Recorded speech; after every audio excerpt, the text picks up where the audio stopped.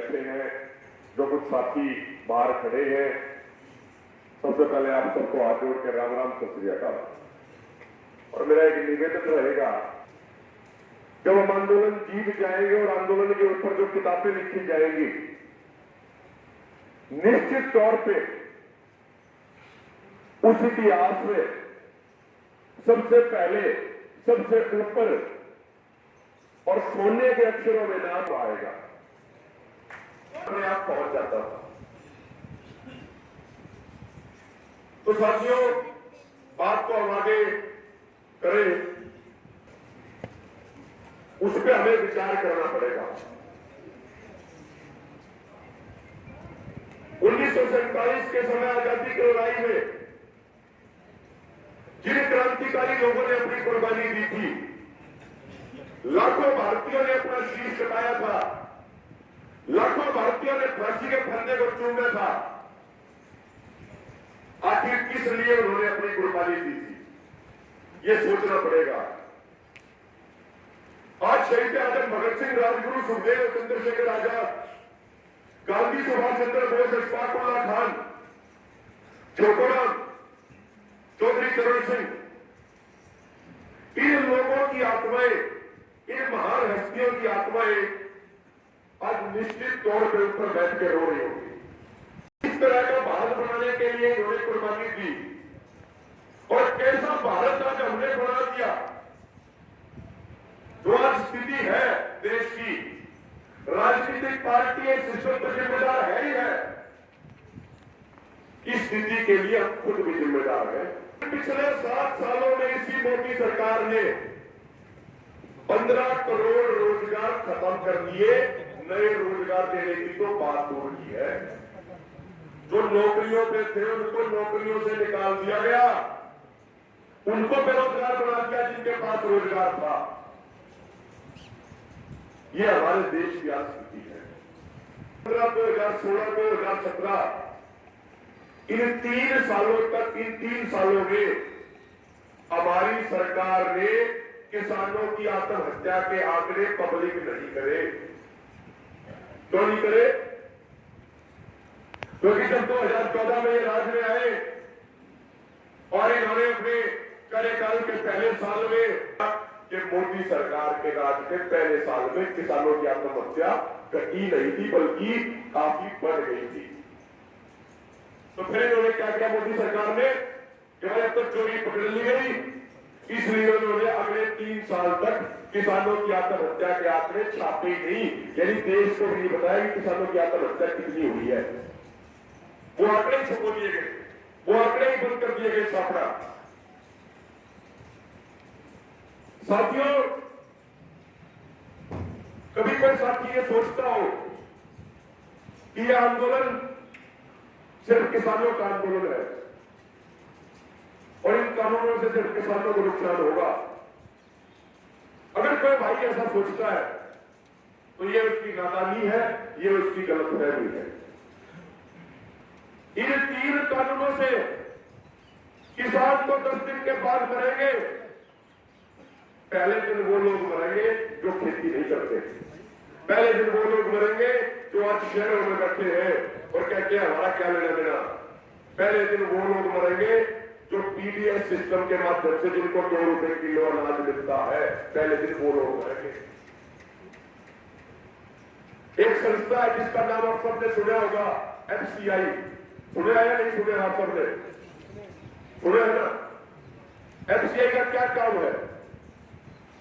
जो किसानों का अनाज होता है वो एफसीआई के गोदामों में स्टोर किया जाता है और वहीं से अनाज गरीब लोगों को पीडीएस के माध्यम से दिया जाता है। यही काम है ना? मैं गलत तो नहीं कह रहा कुछ भी।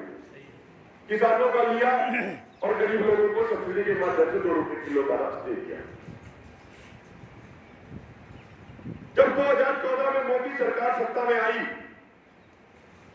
उस समय एफसीआई के ऊपर कर्ज था 90,000 करोड़ रुपए।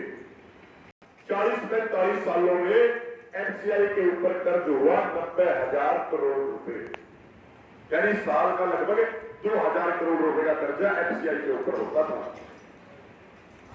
2014 में जिस एफसीआई के ऊपर 90,000 करोड़ का कर्ज था, जनवरी 2021 में यानी पिछले 6.5 सालों में उस एफसीआई के ऊपर कर्जा 90,000 करोड़ से बढ़ के हो गया 4,09,000 करोड़ रुपए। हमारी वेबसाइट के आप लोग जाके आप चेक कर सकते हो कि मोदी सरकार के 7 सालों के राज में एफसीआई के ऊपर घाटे में चली गई, संस्थान कर्जे में चला गया, संस्थान के ऊपर घाटा हो गया, तो क्या करना चाहिए? और हमारे देश के भोले लोग बेचारे क्या कह देते हैं कि जी घाटे में चला गया और कर्जा हो गया तो बेच दो जी, यही कहते हैं ना। लेकिन कोई ये नहीं पूछता कि वो संस्थान जो मोदी सरकार के आने से पहले जो नामर्दन कंपनियां, जो सरकारी संस्थान हर साल हजारों करोड़ का मुनाफा सरकार को देते थे, भारत सरकार को, मोदी सरकार के आने के बाद वो सारे संस्थान घाटे में क्यों चले गए? वो सारे सरकारी संस्थानों के ऊपर कर्जा क्यों हो गया? इस बात का सवाल कोई नहीं पूछता। उनको खाना देना है सब्सिडी पे, इसके लिए एफसीआई को बजट में फूड सब्सिडी के नाम पे पैसा दिया जाने का प्रावधान था। इस सरकार ने एफसीआई को दी जाने वाली बजट में फूड सब्सिडी बंद कर दी और आज FCI national small saving fund यानी NSSF से कर्जा लेने पे मजबूर है। से बढ़ के 4,09,000 करोड़ हो गया। साथियों, ये तो आंदोलन चल रहा है, हमें धन्यवाद करना चाहिए उन सब 700 योद्धाओं का जिन्होंने दिल्ली के मोर्चों पर अपनी कुर्बानी दे दी आपके भविष्य को बचाने के लिए, आगे आने वाली पीढ़ी को सलामत रखने के लिए। ये नहीं तो अब तक ये सरकार एफसीआई को बेच चुकी होती। और जो साथी आज तक नहीं गए उनको कम से कम उन लोगों का धन्यवाद करना चाहिए कि जो आप मोर्चों पर टिके हुए हैं, उनकी वजह से आज पूरे देश का किसान उजड़ने से बच गया। ये स्थिति है साथियों देश की आज के दिन। नहीं हो गया, बंद हो गया जी, हो गया ना बंद। हाँ, आप सबको मालूम है नहीं मालूम इस बात का? अब जैसे सरसों का तेल बंद हुआ, बाकी चीजें भी ये बंद करने वाली है सरकार, और ये बंद होगी। सरकार रेलवे स्टेशन बेच रही है, सरकार सड़क बेच रही है, सरकार तेल और गैस की पाइपलाइन बेच रही है, सरकार ये हाई टेंशन वायर जिनसे ये करंट जाता है ये बेच रही है, ये किराए पर देने को तैयार है, सिर्फ खरीदने वाला चाहिए। 250 एकड़ जमीन दान करी थी भारत सरकार को कि आप यहाँ पे स्टील का प्लांट लगाइए जिससे हम स्टील के मामले में आत्मनिर्भर हो, आसपास के गांव वालों को, नौजवानों को रोजगार मिले।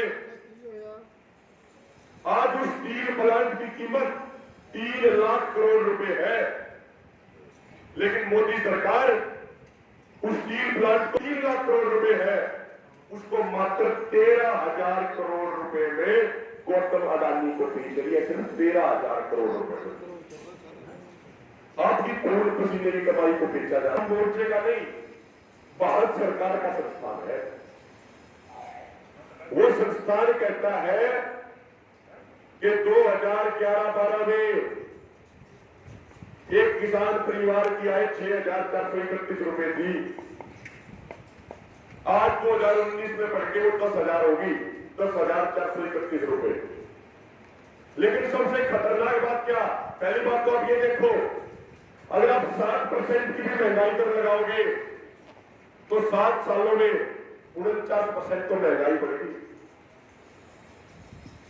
उसमें सबसे खतरनाक बात ये जिसपे आपको हर किसी को विचार करना चाहिए, हर किसी को सोचना चाहिए, 2012 में उसी एनएसओ के आंकड़े के अनुसार ये कहा गया